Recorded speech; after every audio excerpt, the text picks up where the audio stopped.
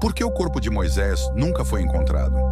Esta é uma das perguntas que desafia o tempo e tem sido debatida por séculos.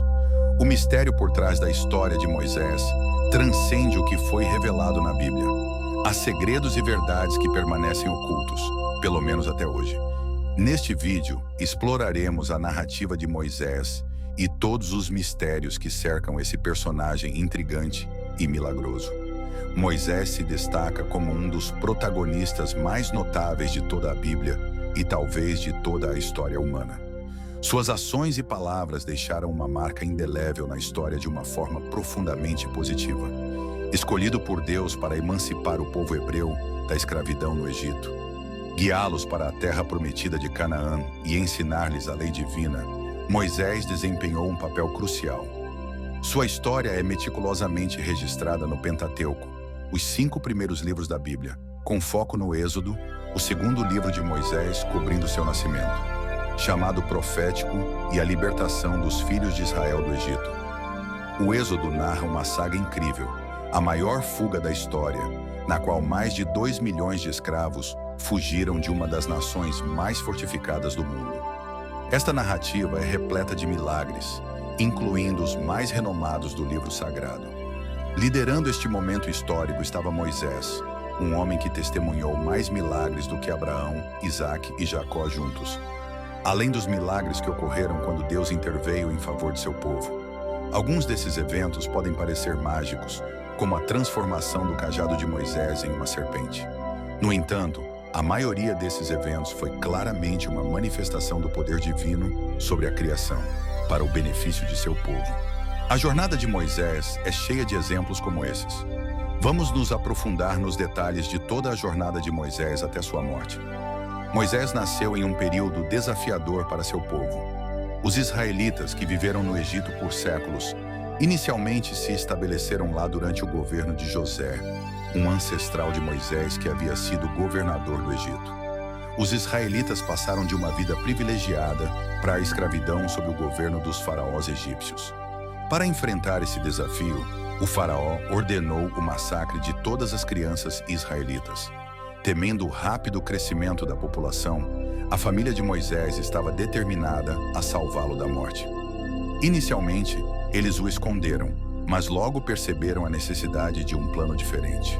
Moisés permaneceu escondido por 3 meses, e quando não puderam mais mantê-lo em segredo, sua mãe o colocou em uma cesta de papiro e o escondeu entre os juncos nas margens do Nilo, enquanto sua irmã observava de longe. A criança foi encontrada pela filha do faraó, Ramses-Secou, que estava se banhando no rio. A irmã da criança se ofereceu para encontrar uma ama para ele, e sua própria mãe foi escolhida para amamentá-lo. Depois de crescer, o jovem foi devolvido à filha do faraó, que o chamou de Moisés e o criou como um nobre em um ambiente próspero. Graças a essa situação dramática, o filho de um escravo israelita foi criado como um príncipe no Egito. Apesar de seu status e estilo de vida luxuoso, Moisés sempre manteve uma conexão com suas raízes e simpatizou com seus compatriotas israelitas escravizados. Antes de continuarmos, me diga, você está gostando da história e gostaria de descobrir mais mistérios da Bíblia? Se a resposta for sim, inscreva-se no canal para receber todas as histórias e segredos da Bíblia. O tempo passou, Moisés se tornou adulto e um dia ele presenciou um egípcio maltratando brutalmente um escravo hebreu. Indignado com essa injustiça e crueldade, Moisés tomou o controle da situação e, achando que ninguém estava olhando, matou o egípcio e enterrou o corpo na areia para esconder as evidências. No dia seguinte, enquanto Moisés estava fora novamente, ele testemunhou 2 escravos hebreus brigando entre si, tentando intervir e separá-los. Um deles se virou para Moisés e perguntou se ele planejava matá-lo, como havia feito com o egípcio. Moisés imediatamente percebeu que as notícias de suas ações impulsivas do dia anterior haviam se espalhado, e ele temeu por sua vida. Não demorou muito para que o faraó retaliasse contra Moisés pelo assassinato do egípcio. Moisés fugiu para o deserto, tornando-se um fugitivo da justiça. Assim, Moisés viveu no deserto na terra de Midian. Depois de algum tempo, 7 filhas de um príncipe e sacerdote de Midian foram buscar água para os rebanhos de seu pai e, ao fazer isso, foram expulsas por pastores locais. Moisés interveio, expulsando os pastores e oferecendo água aos rebanhos das mulheres. Ao saber de seu heroísmo, seu pai convidou Moisés para uma refeição e o recompensou com a mão de uma de suas filhas, Zípora, em casamento. Moisés se reinventou como pastor, casou-se com Zípora, constituiu família e viveu feliz por muitos anos. Um dia, enquanto cuidava de suas ovelhas, Moisés notou uma sarça ardente e misteriosa. Deus falou por meio dela, ordenando que Moisés deixasse sua vida pacífica no deserto, retornasse ao Egito e libertasse os israelitas da escravidão. O Senhor revelou que havia testemunhado a opressão de seu povo no Egito, ouvido seus clamores diante dos feitores e compreendido seu sofrimento. Em resposta, ele decidiu libertá-los das mãos dos egípcios, levando-os a uma terra fértil que manava leite e mel. A terra dos cananeus, hititas, amorreus, perizeus, heveus e jebuseus. Aos 80 anos, Moisés confrontou o faraó, que se recusou a libertar os israelitas. Diante da obstinação do faraó, Moisés lançou 10 pragas sobre o Egito. A água do Nilo se transformou em sangue. Uma invasão de sapos, uma praga de piolhos e moscas, morte de gado, o surgimento de furúnculos, uma tempestade de granizo, uma invasão de gafanhotos, escuridão. E, finalmente, a morte de todos os primogênitos egípcios. Somente após esses eventos o faraó concordou em libertar os hebreus. Enquanto Moisés liderava seu povo em direção à terra prometida, o faraó mudou de ideia e ordenou que suas tropas os perseguissem. No entanto, Moisés separou as águas do Mar Vermelho com seu cajado. Assim que os israelitas cruzaram o mar, se fechou, engolindo as forças do faraó. Ao chegar ao pé do Monte Sinai, Moisés subiu ao topo da montanha e recebeu as 2 tábuas com os 10 mandamentos, junto com uma série de leis que começaram a governar as relações entre os homens. Por 40 anos, eles vagaram pelo deserto até que toda a geração de escravos morreu, permitindo que apenas aqueles nascidos em liberdade entrassem na terra prometida. A Bíblia detalha meticulosamente a odisseia dos israelitas, eventos que moldariam a humanidade por séculos. Quando Moisés passou das planícies de Moabe para o Monte Nebo, no cume de Pisga, de frente para Jericó, o Senhor lhe mostrou toda a terra e disse isto: Esta é a terra que prometi a Abraão, Isaque e Jacó, dizendo: Eu a darei aos seus descendentes. Eu a mostro a você com os seus olhos, mas você não entrará nela. Moisés enfrentou várias provações em sua liderança no deserto. Os israelitas eram um grupo indisciplinado e ingrato, frequentemente reclamando, apesar das repetidas evidências do cuidado divino para com suas necessidades. Eles precisavam de instruções claras e eficazes. Após uma vitória militar sobre os amalequitas, eles acamparam no sopé do Monte Sinai, onde Deus entregou os 10 mandamentos a Moisés, escritos com seu próprio dedo em 2 tábuas de pedra. Enquanto Moisés estava na montanha, os israelitas fizeram uma estátua de bezerro de ouro para adorar. Ao retornar ao acampamento e testemunhar o comportamento idólatra, Moisés ficou furioso, quebrando as tábuas de pedra com os 10 mandamentos. Moisés subiu a montanha novamente para implorar a Deus que perdoasse os israelitas. Seguindo instruções divinas, Moisés teve que esculpir novas tábuas com os 10 mandamentos. Ele ficou na montanha por 40 dias, jejuando, orando e dialogando com Deus. Ao finalmente descer da montanha, o povo ficou aterrorizado porque seu rosto irradiava a luz da glória divina. Moisés foi um líder extraordinário, falecendo enquanto liderava seu povo para a terra prometida de Canaã.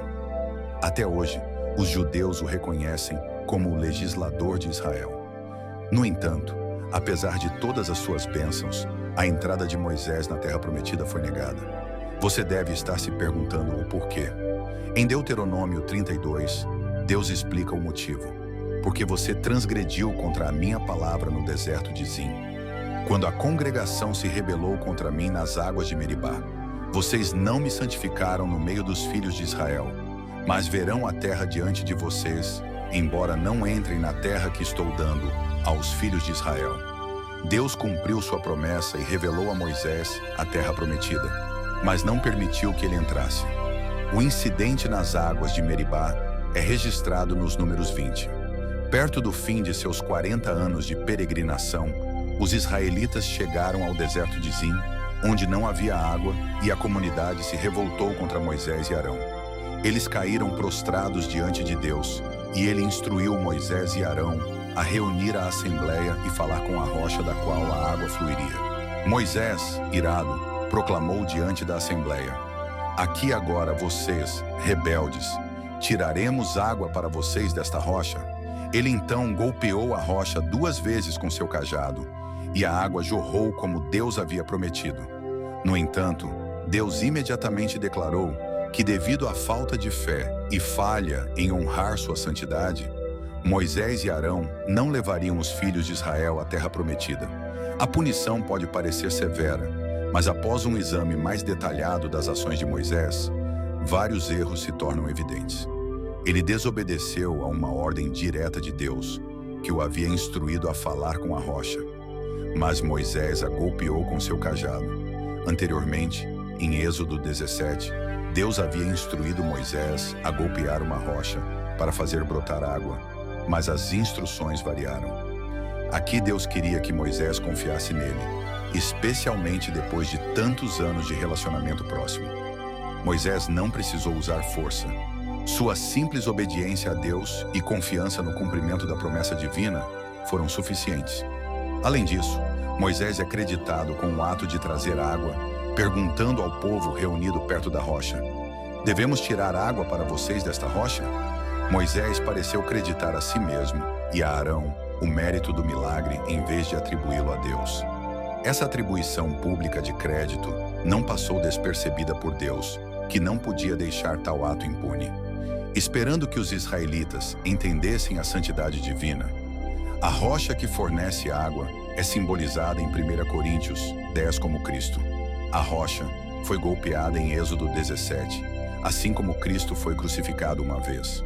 Hebreus 7. O discurso de Moisés à rocha, em Números 20, pode ser interpretado como uma representação de oração. Jesus foi ferido uma vez e continua a oferecer água viva àqueles que oram com fé. No entanto, quando Moisés golpeou a rocha com raiva, ele comprometeu a tipologia bíblica e, de fato, simbolizou a crucificação de Cristo mais uma vez. A punição imposta a Moisés por sua desobediência, orgulho e deturpação do sacrifício de Cristo foi severa. Ele foi impedido de entrar na terra prometida. Surpreendentemente, não testemunhamos Moisés reclamando de sua punição. Em vez disso, ele persistiu em liderar o povo, honrando fielmente a Deus em sua santidade, em sua compaixão. Deus convidou Moisés ao Monte Nebo, onde ele revelou ao seu amado profeta a terra prometida antes de sua morte. O relato da morte de Moisés continua sendo um dos grandes mistérios da Bíblia. Embora saibamos que ele morreu aos 120 anos, seus olhos não enfraqueceram e sua força não desapareceu. Moisés estava em sua plenitude. Quando chamado para a morada celestial, ele ascendeu ao Monte Nebo, uma elevação de 4.500 pés. Enfrentando os desafios da velhice com determinação, Moisés partiu de acordo com a palavra do Senhor, solitário, mas em paz. Seu túmulo estava situado no vale da terra de Moabe, em frente a Bet-peor, mas até hoje permanece desconhecido. Moisés é único na Bíblia, pessoalmente poupado por Deus. Este ato divino de esconder seu túmulo impediu que ele se tornasse um local de adoração, preservando o mistério que cerca seu corpo nunca encontrado. Compartilhe este vídeo com seus amigos no WhatsApp. Inscreva-se no canal e deixe sua opinião nos comentários. Que Deus o abençoe.